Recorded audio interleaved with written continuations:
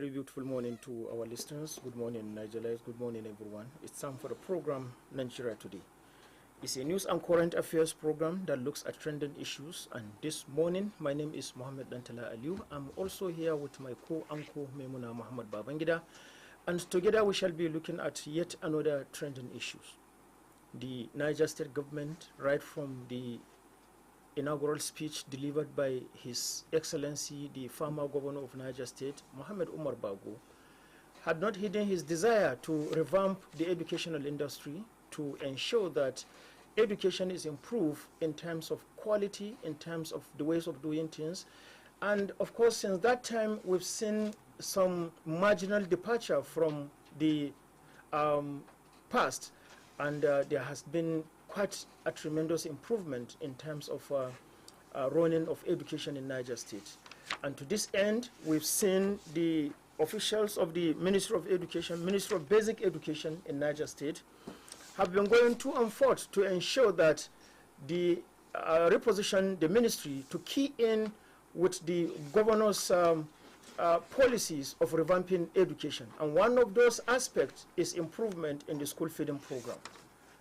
To this end, the Niger State Ministry of Education have made a lot of visitations to boarding schools with the aim of not just monitoring, but ensuring that improvement in school feeding is being achieved. And one of that, of course, is in terms of the quality of food being given to students across Niger State. And of course, to discuss this issue this morning, I have with me the Permanent Secretary, Ministry of Basic Education, Ministry of Basic and Secondary Education, Niger State, Dr. Jonathan Wassa. I also have with me the Director General School and Education Feeding Program, Hajia Maimuna Mohammed, and also Director Test and Measurement, Alhaji Garba Asab Abdullahi. You are welcome to the program. Thank you very much, sir. Thank you so much. Let me start with the Permanent Secretary, Dr. Jonathan Wassa. When the governor delivered his inaugural speech and he talked about education, I think after agriculture, education was the second item he addressed. And to this end, to what extent can you say that the governor had truly paid attention to revamping education in Niger State? Thank you very much, Doctor. Since his ascent onto office and his pronouncements, we have seen him being matched with action. I, for one, tell everyone that cares to listen that within just some few weeks after he has become the governor, we had issues of our results being withheld, WIAC results being withheld by WIAC itself. I think there were about 2 states in the north whose results were withheld, Zamfara and Niger. The governor didn't find it funny, and he was furious. He called for us, and he ensured, let me just cut it short so that we will have time to discuss other things. He ensured that results were paid. He asked me to call the branch controller to him. He came in, he suspended the meeting he was doing that day, and he told the branch controller, on my honor, release these results and I will pay you before the month ends. So we did the paperwork, we sent the reports to Lagos, and within a week or two, the results were released. And he cleared 205 million, over 205 million, just to pay backlog of debts. Though government is a continuing process, debts he did not accrue by himself. He cleared them. And within that week, the results were released. So that is to show you political will, to show you commitment that he's not just speaking with mouth, but that he's going to back up everything he has said regarding inclusive quality education, which is enshrined in his what do they call it? Manifesto. Thank you. Which is enshrined in his manifesto. So we have seen some other commitments that we have done, maybe along the line that we come up. But that, for me, within those few weeks of his coming into office, was a pointer that he is coming to back up whatever he is saying as enshrined in his manifesto, with action. Okay, the Director Test and Measurement, Alhaji Garba Asab, one of the contentious issues that basic and secondary education had faced in Niger State was the issue of the WIAC coming up with all sorts of issues with certain secondary schools where they are meant to pay certain amount of money because of examination infringement. To what extent have this government been able to help the ministry to come out of that particular quagmire? Good morning, Doctor. Good morning, Nigelite. You see, it is not the intention of the examination body to come up with such amount of money. And so that amount of money you are referring to is the center de-recognition money. Mm-hmm. That is, if a center is involved in exam malpractice, after giving warning and they still repeat the exam malpractice, the center will be sanctioned for 2 years or to pay certain amount of money. Mm-hmm. Initially, it was about 150,000. It rose to 250,000, but it still persists. So in order to checkmate that, they now raise the amount to 500,000. That is to say, any center that eventually go into exam malpractice, the center must pay 500,000 before they open the center to write the examination. Now, like years back, we used to have such issues, but the ministry has taken it upon ourselves that any school that is found on that act, the principal, the exam officer of that school will be demoted. If you remember, there was a year we moved all the exam officers, transfer all of them because of this issue. So the ministry is not leaving anything unturned. We will make sure that any school that is found on that will be sanctioned, the principal will be sanctioned. But issue of ministry doing something about the money, ministry is not doing anything about the money because we cannot encourage that. And one funny thing that used to happen there, you find out that we used to wonder, we found that, even like last year we found that no school should pay. Let the school be sanctioned, because this exam malpractice is being aided by mostly the community. Because members of the community themselves, the parents, the community leaders. You will see students from Mina here going to village to go and write exam, and those are the schools you see them engage in this exam malpractice. So if a community is faced with this reality, that this year your students are not writing exam in your school, they have to move to another school. The reason why is because of exam malpractice. They will assist the ministry in putting eyes in stopping that issue of exam malpractice. So sincerely speaking, we are not leaving anything unturned, and we are not condoning that, and we are sanctioning every school that is involved in that exam. That is something we do, but not concerning the money, the payment, or asking why to reduce. In our house, we can even ask why to increase money, so that we should be able to stop that exam malpractice issue. Now, to this end, how many centers are right now under the sledgehammer of WAEC? To this end, we are yet to receive the center that has been recognized, because the one that of last year, they have sent some center that have been recognized and some that have been won. But we are yet to write the examination this year. So hopefully those centers their status will be restored. They will not be, because we disallow them from writing the money, from paying the money. Okay. So all we're trying to do, like now the ministry is making everything possible to see those principals in those concerned schools have been moved out from the school before the next coming examination. Okay. So that's why the transfer has been delayed, to be able to checkmate who are those that are even engaged in the exam malpractice, so that we'll not be having repeated issue always. Okay, thank you so much. The Director of Test and Measurement, Alhaji Garba Asab. Let me come to the Permanent Secretary one more time before we move into the school feeding matter. When you look at the school system today in Niger State, many schools are yearning for attention in terms of infrastructures, in terms of probably even staffing. To this end, what has the ministry been able to do to balance this equilibrium? Because one of the major concern was that some schools in urban centers appear to be overstaffed, while those in rural areas appear to be understaffed. Yes, thank you. It's a whole gamut of a lot of issues that is bringing all this, but I want to assure you that we are looking into that. The infrastructural decay is generic. It's everywhere. I think my Honorable Commissioner, in her assumption of office, I think the first day she reported, like the second day she was out, just to check the infrastructural statuses of our secondary schools. And what we saw visiting all the three geopolitical zones of the state is basically the same. The schools are in a very great infrastructural decay, and hopefully, like I said, the governor is already thinking of doing some mega schools within Mina and spread across the state. I think about 5 will be done this year. Okay. So it's in the budget for this year. You know, we have gone to Maiduguri to see the prototypes, and His Excellency is ready to do them. You know, just to show you. And apart from that, there is a World Bank project called the Adolescent Girls Initiative for Learning and Empowerment.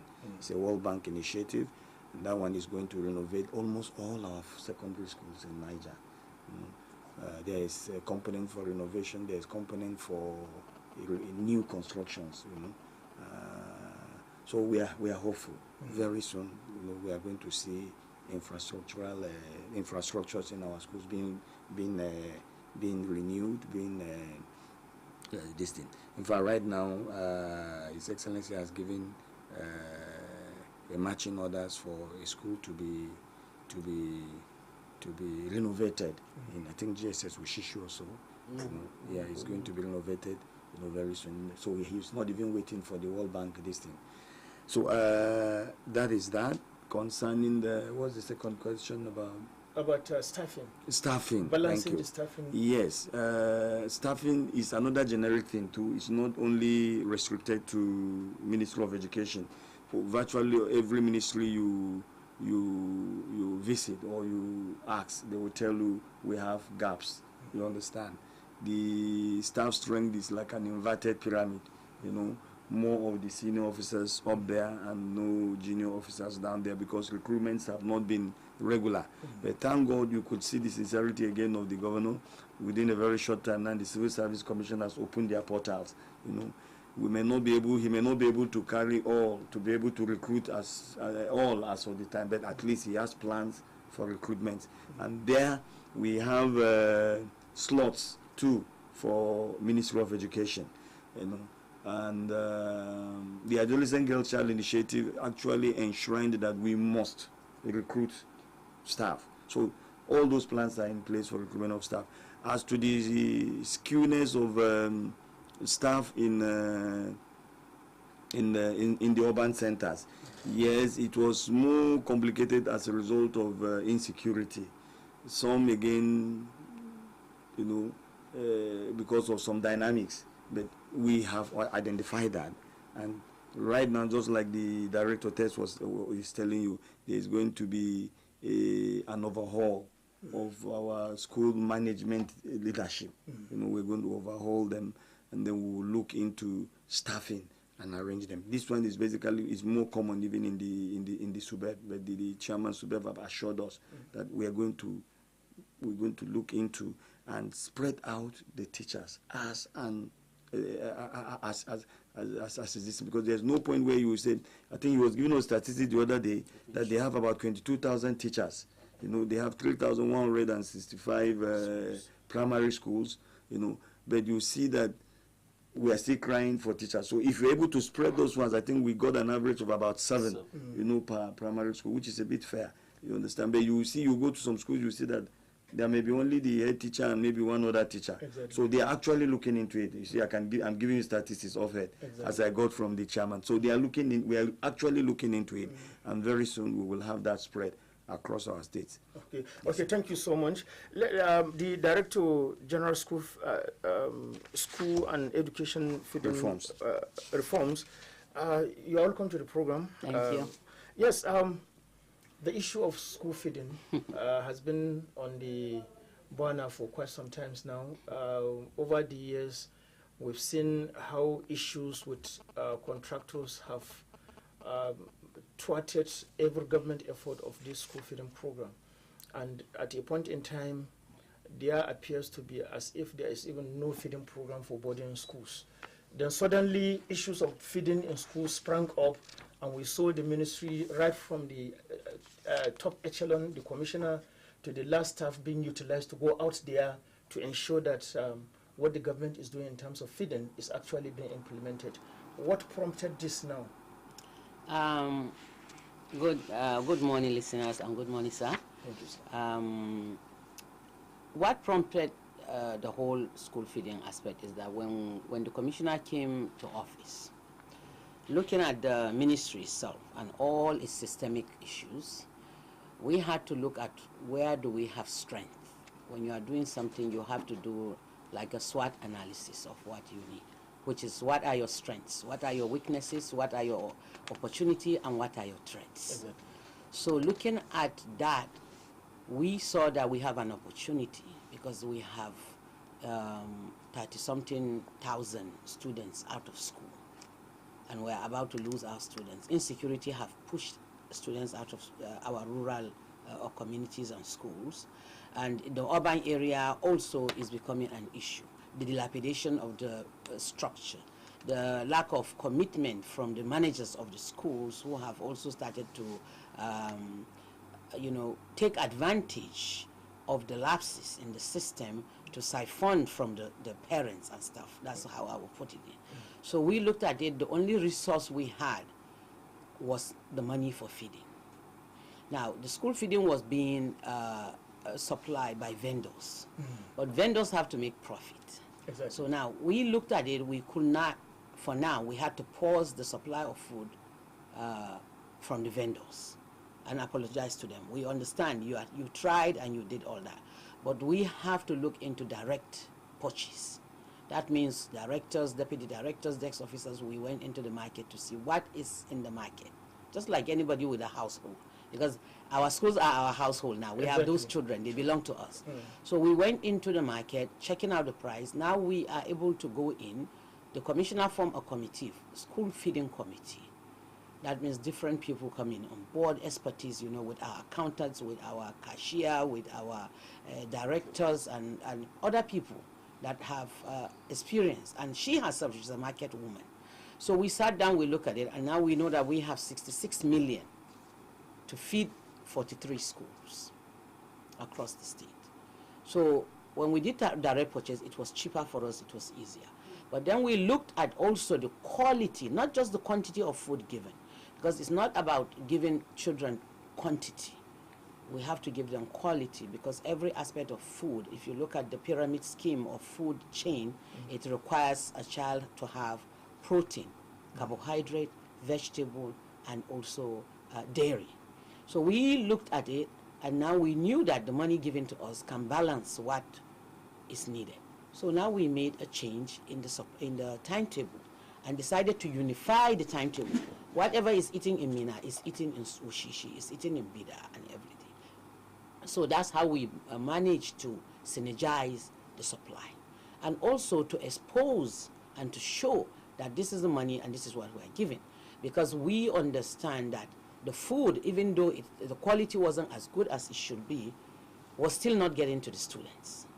So we decided to put a couple of community food soldiers to observe and also to deliver the food. So they go in, and the first delivery of food we did, we were able to catch 8 ghost schools.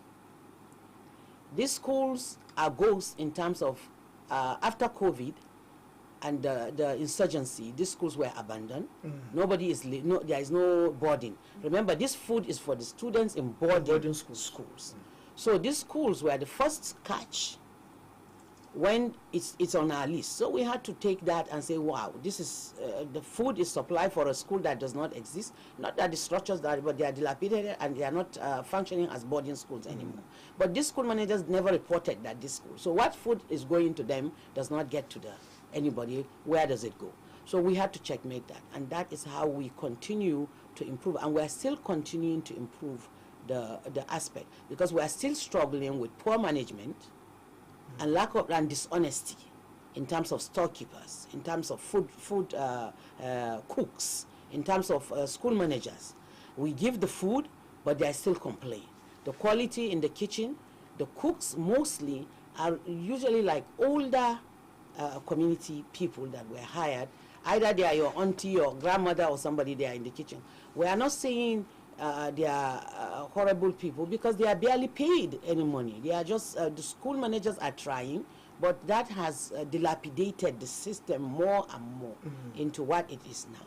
But let me give you an example of how dishonest or how much struggle we are going through. This is 6 months of doing a lot of work and calling on the school managers, bringing them to me now, speaking to them about it, explaining to them that as much as we cannot fix our school structures, we cannot fix our learning materials or even upgrade or even checkmate the teachers that we have right now as of the moment, if we are able to feed the students, they will stay for now before we get to the bigger pictures. But we are still going through crisis because the food is still not getting there. We understand teachers also salary is poor. We understand the cooks are not being paid well. But we are adults. We are in charge of the children. Give the child the egg, one single egg per week that he is entitled to. Give him the bread that we are trying to supply. Give him the one piece of meat that we are giving. Now we are getting reports that the food that is being cooked or the food that is being supplied is not even fit for a dog. Now this Ramadan, because of the escalating prices in commodities, we all know that, we had to go to His Excellency, the Farmer Education Governor, and appeal to him that this is what is happening and Ramadan is coming. No argument, nothing. He said, how much do you need to upgrade? We made the calculation, we gave it to him. He upgraded the school feeding double plus. The government gave us 105 million naira to feed only 43 schools of boarding students. And now, even with that, before we could even do the purchases, the prices has escalated. We couldn't go back to the government and say, look, you have to augment. The ministry now had to go into its own overhead, look into where corners, and augment with about 10 million. So we gave the food, but now it's surprising that we go to schools and we find out that the food that we've given you, which is +3 because of Ramadan, because they have to eat iftar and they have to have sahur, and also we augmented the egg we give you once a week, we're giving them eggs 3 times. The moi moi they eat twice a week, we made it 4 times. So the meat they eat once a week, we made it 3 times. So we added the food. And to balance it, the ones that are not fasting have the same food that the ones that are fasting. It's just that we made the timetable in a way that it's fitting to everyone. So now we go to school, we find out. I'm going to say this publicly because I need support, because we've given warning. Kais, I'm Muslim. Which of the Kais? Kais in Mina. Tudun Filani. Tudun Filani. On the record, they have 200 students. We get food. We gave food for 200 students. Huh? 206. Yes. Now we went into the school because we want the school managers. We will be paying you surprise visits to checkmate, because one of the systemic failures that have happened to school is because there is no supervision. Monitoring and supervision is one of the things that created the crisis. So now we are monitoring what is going on. We cannot give you that mountain of food without going to checkmate if the student are. So we went into this Kais in Tudun Filani. What did we make? The school was literally quiet, empty. What happened? That was last Saturday. Where are the students? Now few started trickling in. We got here. Where are the students? They said, some of the students we met said, oh, they all ran away. Why? They said because they're hungry, they're fasting. There's no food. How can? What happened to the food we gave? We quickly went to the kitchen. There are 3 cooks sitting there. We said, what happened? Why are they saying? They go like, are you giving the food? They're like, well, yeah, whatever. Now, the food that was given for that day was macaroni. We checked the macaroni. 25 students were left in the school when we met. 25. Now, if all the students have run away, maybe for the purpose of Ramadan, maybe they finish their exams, maybe some parents want their students, fine. We can even agree to some of those reasons. But if you have 25 students and we're giving you food for 200 students, what do? You feed those students to the brim, right? You give them the food. Exactly. We went in and we saw 2 bags of macaroni. The food that was arranged to be eaten for that day could not feed 6 of those students because they are boys. like this is being about reality. I raised 3 boys. I know how much boys eat. Exactly. The consumption is. I could tell you a story like we could spend the whole day, but it was so annoying. And because we've gone to another school, that we found the same problem, which is school for special needs, on our own. Now, when we were going to Tudun Falani, we took the media. We took media with us so that there will be witness to the atrocities that some of our school managers are committing. We've appealed to them over. The commissioner, every time she sits with them, she go like, don't Allah, don't Allah, ko ya hakuri. Mun san kuna da problem ɗinku, amma ku ji tausayin yaran nan. Muna ƙoƙarin mu dawo da su makaranta. They appeal on and on. So we've reached a point where right now, any school manager out there that is being abusive of the system or of our students will be checkmate. We will take him through a due process that is established by the system to answer for what is happening. And the support we need is everyone should have their eyes on school. The school is established to support. It's a humanitarian endeavor. It's a social service. But we have parental responsibility. Exactly. Parents, community leaders must get involved and must get engaged. We cannot do it all. These children are our children from outside. The system is just being supportive. Thank you. Okay, thank you so much. Before I let you rest finally, in a few days' time, schools will be closing for the holidays. What happens to the residue of the food items? Especially in places like this now where the food were given and then those foods were not given to the student. And then what actually happened also in the school for the special needs, children for special needs? They will, unfortunately, like I said, it's so much systemic issues. We are trying to look into recruitment, staffing, and all these things. So the food, since we've checked now, schools will be closed. Actually, today, most of them will finish and they will leave.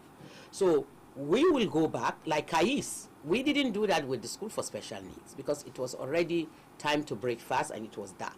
Most of our schools barely have light or electricity in them, so we couldn't do anything. But for Kais, we took the opportunity to visit the store.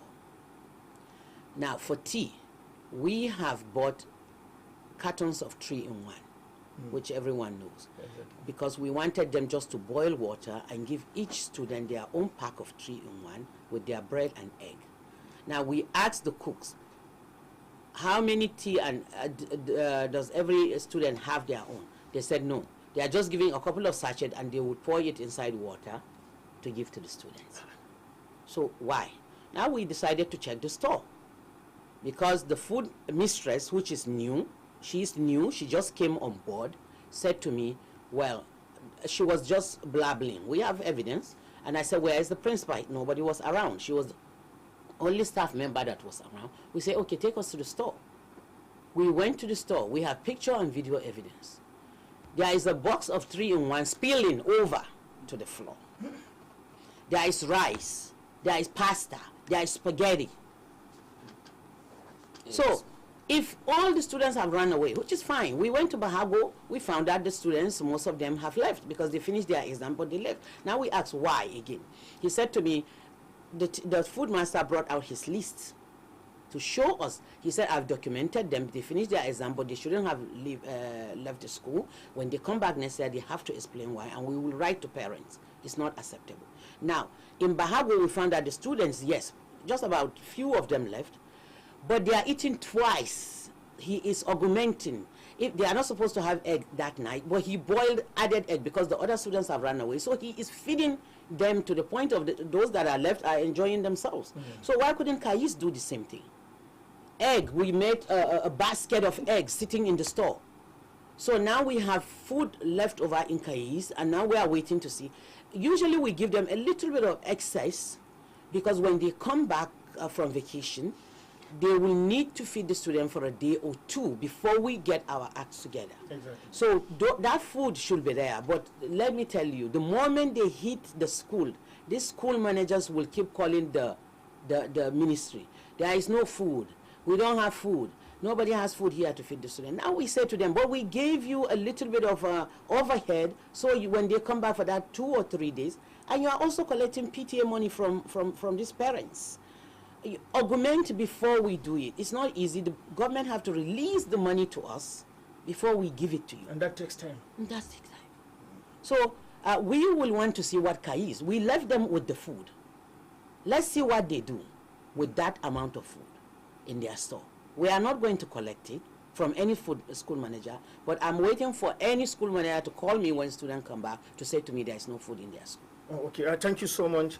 Hajia Maimuna Mohammed, the Director General School and Education Reforms in Niger State. Okay, let me come to the Permanent Secretary. There has to be reports that will be written finally after all of these visitations. And that report is going to form part of what is likely going to be the next step to be taken when the students resume for next term. How early could this report be ready so that all of these things could be nipped in the bud and letters could be written to the government for prompt release of funds so that there will be continuity of all of these things? We shouldn't be a flash in the pan where we just see it this time and then suddenly everything stops again. Thank you, Doctor. And if you heard what the DG, School and Educational Reforms, was saying, we have been on this thing for almost 6 months now.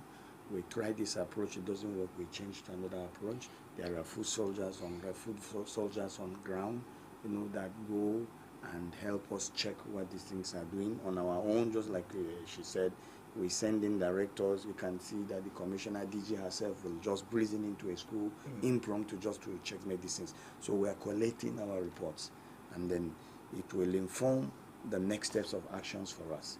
You understand? So what we're hoping to do, by the time they go on vacation, before they come back after the 3 weeks vacation, we're going to have a robust plan in place to checkmate some of the excesses of this. There is, like I said, it's a whole gamut of activities. The school managers have their own share of the negativity. Some of the people that convey our food again to the school managers, we understand that some things are missing. So we are gradually checking these things. At times, sometimes back there were no these checks and balances. So the people feel it's going to be business as usual. So that's why that despite the threats that we have been threatening, they feel we can still do it and get away with it. But you can see that they are already being exposed. We've been to Bida. There are schools that we have these same problems again, because one of our directors went to Bida and impromptu, just check very early in the morning, was there head count, and there was a head count, and what you gave us as the number of boarding students that you have is not tallying with the number that the director of school services went and found out. So we actually, it's not just lip service now. We are actually matching our threats, with actions. And we have been telling them. She has said severally, the commissioner has begged, don't Allah, could you talk Allah? When amana, amana ni akabamu. And His Excellency has been telling us to do what is right. God has a way of repaying you back, and that's what the commissioner is doing. She has removed iniquity, which is having that motherly feeling that these are children. You understand? Let's do what these children are supposed to do. The commissioner several said, I went to the WTC Gulu. We were enjoying. We were the first set of WTC Gulu. Even the DG, she's a beneficiary of those days. She went to Bodinga, WTC. He said, we were enjoying. We want to come back home. They will give you journey money. All those things were in place. Why did we get it wrong? So we must come back to those steps. So I want to assure you, everything that we are saying now, we are taking steps, and we will ensure that we get them. We have been telling them, and there is no decision. We have His Excellency's backing now to sanction any erring principal, any erring school teacher. So this one, they will come and say, it will not be. We went to Borno, sir, when His Excellency asked us to go to Borno and to go and do a peer review. We asked the commissioner, how do you do with principals that err? The commissioner said, right there in the school, the principal will be put on handcuffs. Yes, to the police station, to show the whole world that he has embezzled food that they or for money that is supposed to be meant for children to go and do this. And they have a way they are doing their own. They said they even give the principal money. Go and do the shopping. Shop for the schools yourself directly. But eat the money and see. We will definitely get there in Niger. We have His Excellency that has given us a backing. If he, let me tell you one thing again. His Excellency said, I have brought in National Financial Intelligence Unit to come and help me audit my 1 year in office, because I don't want to finish and I will have a sleepless night. So let them audit, and so that I will get it right. I want to be transparent as much as possible. So if you have an Excellency that is doing that, you that is a subordinate under him must be careful. Because if he doesn't waste resources, if he doesn't steal resources, and you poise yourself to waste and steal resources, he will sanction you. Okay. He have told us that severally, and that's what we are cascading down to the principals. Commissioner will not do it. PAMSEC will not do it. Whatever is given us in trust, we will do it. We will do whatever it is.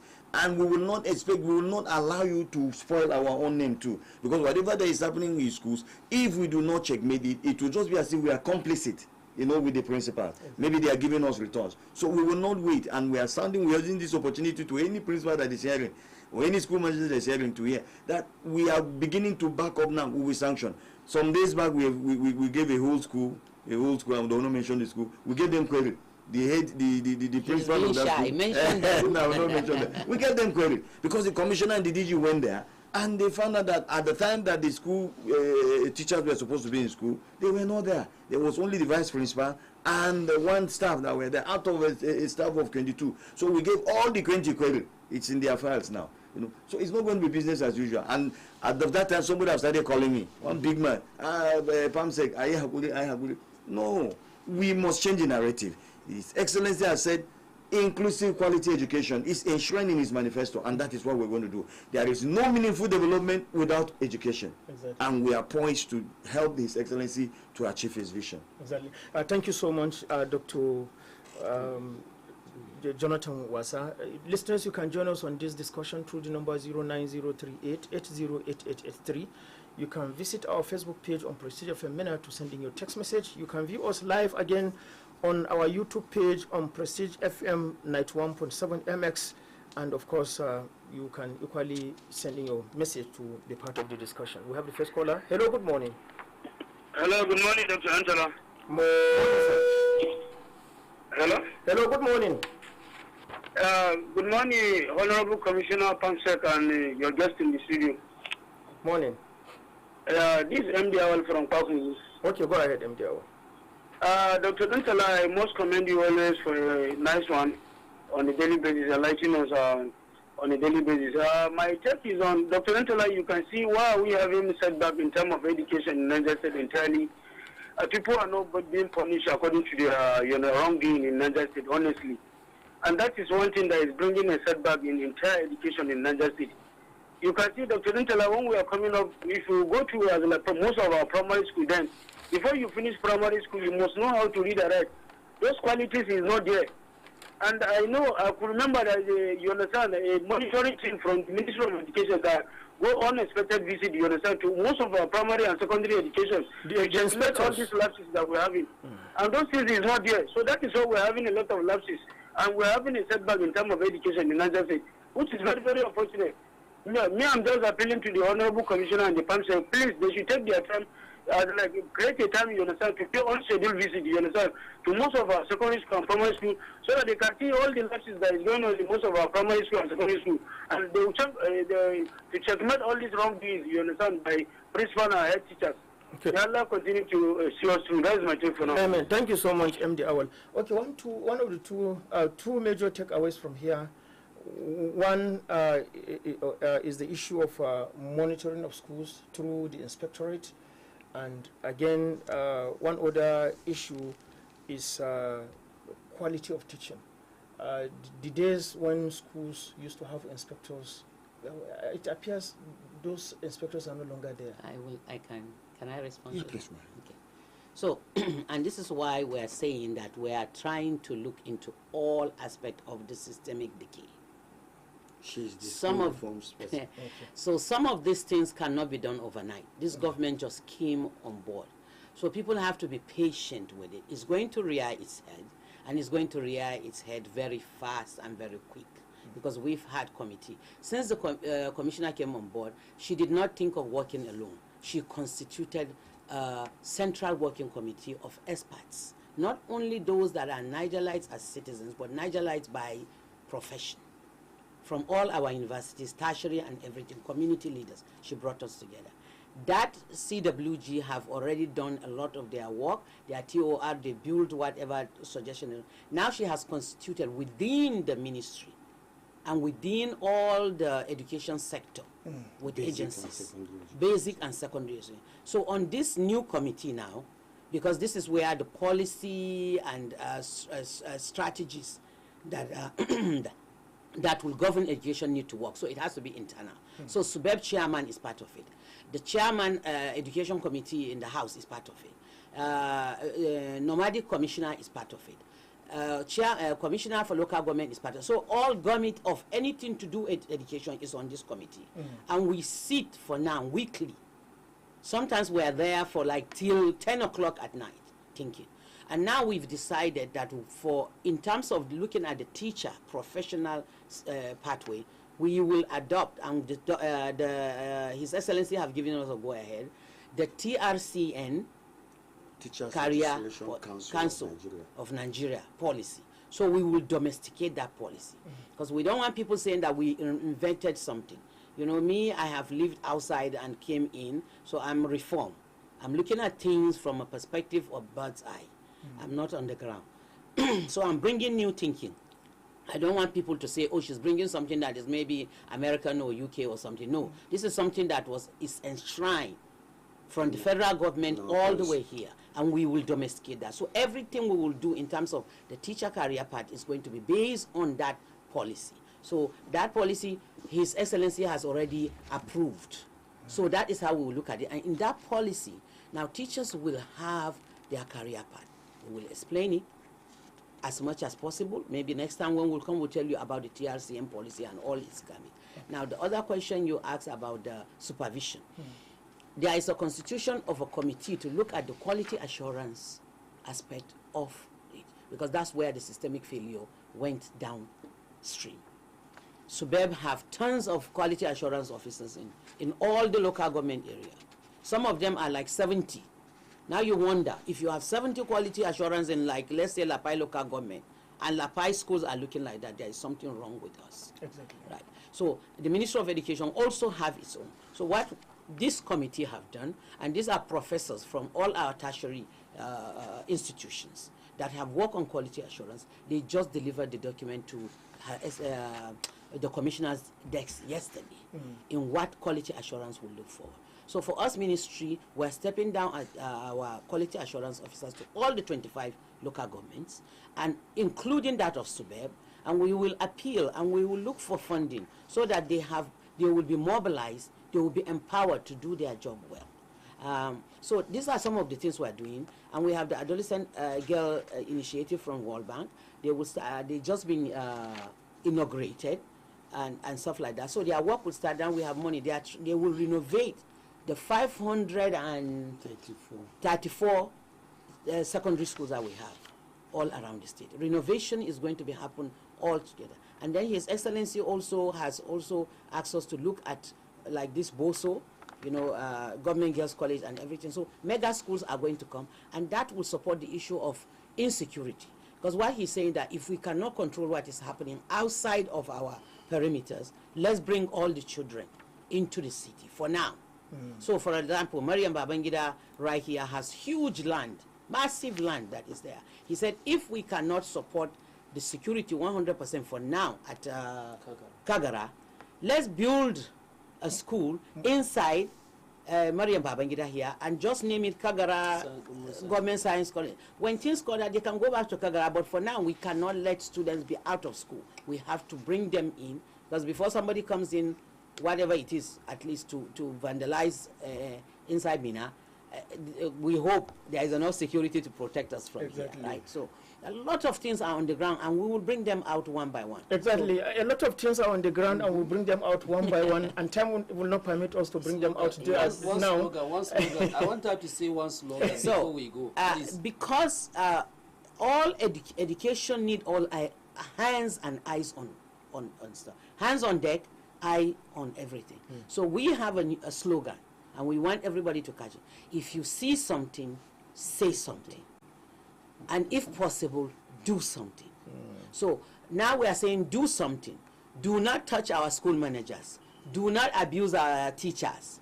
We are just saying you can capture them in picture, you can record them, you can come and report what it is, report it to the ministry. It's not your job to act on it. We are saying do something so that you also are our eyes there. So if you see something, say something and do something. Yes, thank you so much.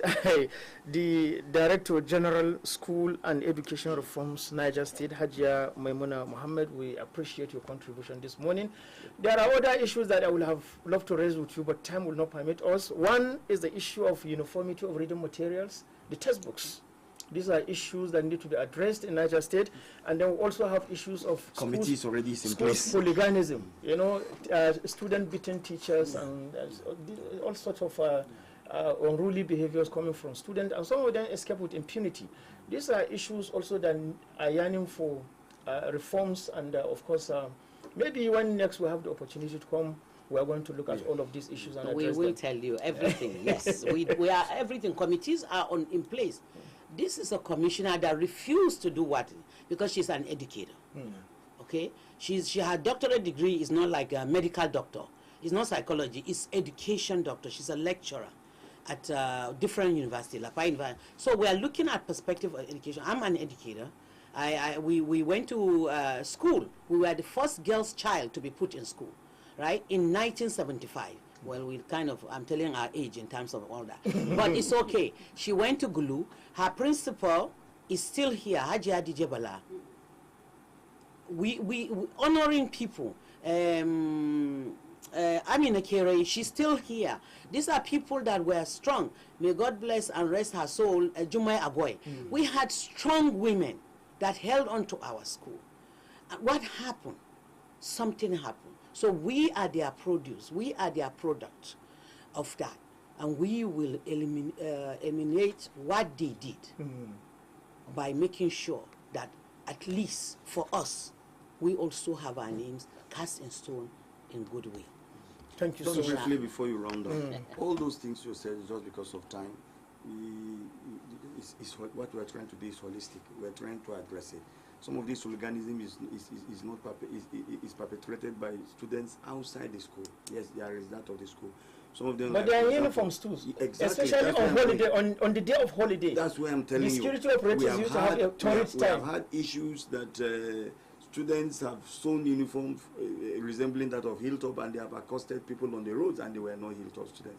So there are things that we're going to do that will checkmate some of these things. Yeah. And I think, Doctor, another thing we have done, or we are doing now, is we are trying to, all the students in our schools who have one admission number. That is to say, a student cannot be transferred from one school to another until it has been approved by the ministry. They are doing that because they feel they can leave that school to another school and they'll be admitted. By next section, no student can move from one school to another. He has to move with his own document from this school to another school. I think that is what checkmate most of the activity of those days. That if you have done something in this school, there is no school in the state that will take you, will admit you. So we are on that, and we believe such thing will never happen again. Okay, thank you so much. Okay, Alhaji Asab Garba Abdullahi, the Director Test and Measurement, we appreciate your contribution. And of course, the Director General School and Education Reforms, Hajia Maimuna Mohammed, we appreciate your contribution this morning. It's nice having you. I've been hearing about your name, and of course, your submissions this morning have simply just quite impressive. And then the Permanent Secretary, Dr. Jonathan Wasa, we appreciate your contribution this morning. And of course, listeners, on behalf of everyone in the studio, especially Maimuna Mohammed Babangida, who has been a co-producer in this program, my name is Mohammed Bantala Aliu, and I'm hoping that you go out there and continue to remain good citizens of Niger State.